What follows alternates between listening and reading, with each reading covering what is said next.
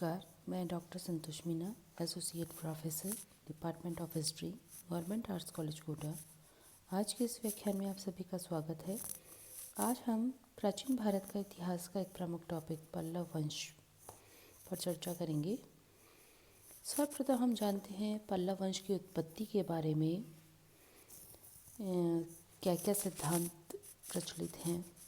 चूँकि पहलव और पल्लव शब्द दोनों एक दूसरे से मिलते जुलते हैं, इसलिए कई विद्वान इसे एक ही मानते हैं। कृष्ण स्वामी अयंगर के मतानुसार पल्लव वंशी सातवाहनों के सामंत थे। लगभग 350 ईस्वी में पल्लवों ने अपने को पूर्वी घाट पर स्थापित कर लिया और कांची या कांजीवरम नामक प्रसिद्ध नगर पर अधिकार कर लिया। पल्लव का शाब्दिक अर्थ है दुष्ट या दस्यु। अब हम जानेंगे पल्लव शासक कौन कौन से प्रसिद्ध पल्लव शासक रहे हैं। पल्लव शासकों में सर्वप्रथम है सिंह विष्णु अवनी सिंह, जिनका कार्यकाल रहा है 575 से 600 AD। वास्तविक इनका कीर्ति सिंह विष्णु से इनकी प्रारंभ होती है और इसके यहाँ कीर्तायुनीय के लेखक भारवी रहते थे। फिर है महेंद्र वर्मन प्रथम, जिसे विचित्र चित्त भी कहा जाता है। इनका कार्यकाल है 600 से 630 AD। इसने सुंदर भवन बनवाए, मंदिर, तालाबों का निर्माण करवाया।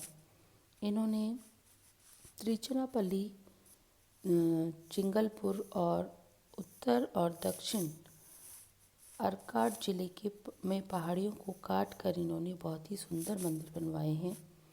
ये पहले जैन थे, फिर बाद में अप्पर से प्रभावित होकर ये शिव बन गए, अप्पर संत। इन्होंने शिव और विष्णु की पूजा को प्रोत्साहन दिया। ये कला के संरक्षक थे। इनके समय में पल्लव और चालुक्यों में लंबे संघर्ष का आरंभ हुआ। महेंद्र वर्मन को अभिलेख त्रिचनापल्ली में पल्लवों का प्रिय भी कहा गया है। अब है नरसिंह वर्मन प्रथम। ये पल्लवों के सबसे महान शासक रहे हैं। 630 से 680 AD तक इनका कार्यकाल रहा है। महामल की उपाधि इन्हें दी गई थी और कांची के सिंहासन पर बैठने के बाद इन्होंने पुलकेशिन सेकंड, सबसे प्रसिद्ध जो चालुक्य सम्राट थे, को 3 बार युद्ध में परास्त किया था। 642 में चालुक्यों की राजधानी वातापी पर इन्होंने अधिकार कर लिया और पुलकेशिन सेकंड जो है वो मारा गया। और इस युद्ध का वर्णन जो है वो बादामी के मल्लिकार्जुन मंदिर के शिलालेख में भी हुआ है। युद्ध में जो वर्णन है उसका जो सेनापति है वो श्रीडांतांत नायनार है। मतलब उसके सेनापति जो थे वो ये थे। वर्मन ने श्रीलंका की तरफ समुद्री अभियान भी भेजा था जो सफल रहा। नरसिंह वर्मन प्रथम ने महाबलीपुरम में 7 रथ यानी विहार बनाए थे।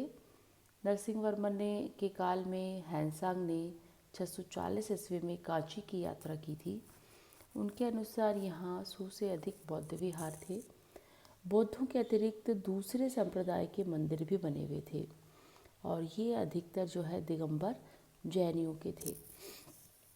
कांची के निकट एक बंदरगाह बसाया गया जिसका कि महामलपुरम या महाबलीपुरम नाम रखा गया था।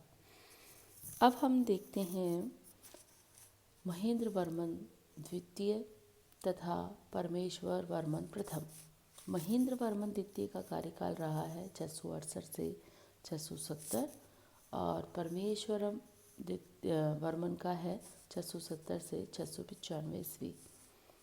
पल्लव अभिलेखों में परमेश्वरम और की प्रथम की विक्रमादित्य प्रथम चालुक्य और पुलकेशिन सेकंड के ये पुत्र थे तथा अन्य शत्रुओं पर इन्होंने विजय प्राप्त की थी। फिर है नरसिंह वर्मन सेकंड और परमेश्वरम वर्मन सेकंड। नरसिंह वर्मन सेकंड का कार्यकाल रहा है 695 से 722 ईस्वी और परमेश्वरम वर्मन प्रथम सेकंड का है 722 से 730 ईस्वी। नरसिंह वर्मन सेकंड ने चीन में एक दूत मंडल भेजा था। उसने राज सिंह यानी राजाओं में शेर और शंकर भक्त आगम प्रिय आदि उपाधियां भी इन्होंने धारण की थी और दंडिन जो है वो इन्हीं के दरबार में थे। फिर है नंदी वर्मन द्वितीय। इनका कार्यकाल रहा है 730 से 795 ईस्वी। ये राष्ट्रकूट नरेशों से संबंध स्थापित किए इन्होंने। इसने कांची में मुक्तेश्वर मंदिर बनवाया था और वहाँ पर अश्वमेध यज्ञ भी करवाया था। अब हम देखते हैं पल्लव के राज्यों की क्या क्या विशेषताएं थी। उन्होंने साहित्य, धर्म, शिक्षा, कला में क्या क्या उन्नति की है उसके बारे में हम पढ़ेंगे। सर्वप्रथम हम देखते हैं साहित्य की उन्नति। इस युग में साहित्य, धर्म, कला और यंत्र शास्त्र की विशेष रूप से उन्नति हुई। महेंद्र वर्मन ने एक सामाजिक नाटक लिखा जिसका नाम था मस्त विलास प्रहसन। उन्होंने दंडित व कई विद्वानों को शरण दी थी और कांची संस्कृत विद्या का प्रसिद्ध केंद्र था। नालंदा का प्रसिद्ध आचार्य धर्मपाल कांची का ही रहने वाला था। संस्कृत के अतिरिक्त तमिल भाषा के साहित्य को भी संरक्षण दिया गया। फिर हम देखते हैं हिंदू धर्म की प्रगति। पल्लव काल में तमिल क्षेत्र में आर्य संस्कृति और सभ्यता ने अपना सर्वोच्च प्रभाव स्थापित कर लिया था। पल्लव प्राय जो है वो विष्णु भक्त थे, परंतु कुछ जो है वो शिव भक्त भी थे। अब देखते हैं शिक्षा में प्रगति। कांची दक्षिण में शिक्षा का सबसे बड़ा केंद्र था। दिगनाग ने यहीं पर शिक्षा प्राप्त की थी। न्याय भाष्य के लेखक जो वात्स्यायन हैं वो कांची के ही थे। पल्लव वंशीय राजाओं की समुद्री शक्ति अपार थी। उन्होंने दक्षिण पूर्वी एशिया के भारतीय उपनिवेशों से अपना संबंध स्थापित किया था। अब हम देखते हैं पल्लव कला और वास्तुकला।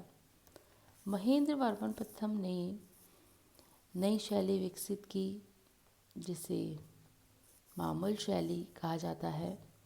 इस काल में त्रिमूर्ति यानी जैसे ब्रह्मा, विष्णु और शिव और गंगा का अवतरण, दुर्गा, वराह अवतार, 5 पांडव की मूर्तियां बनाई गई। वराह गुफा में कई चित्र थे जिसमें वराह अवतार, सूर्य, दुर्गा, लक्ष्मी जी के चित्र आकर्षक हैं। गंगा का अवतरण पल्लव कला की ही विशेष देन है। तीसरी पल्लव शैली राजसिंह शैली है और चौथी शैली अपराजित शैली है। बाहुरर का मंदिर इसी शैली का बना हुआ है। राजसिंह शैली में बना कांची का कैलाश मंदिर प्रसिद्ध है। तो इस प्रकार हम देखते हैं कि पल्लव काल में कला, वास्तुकला, शिक्षा सभी में अद्भुत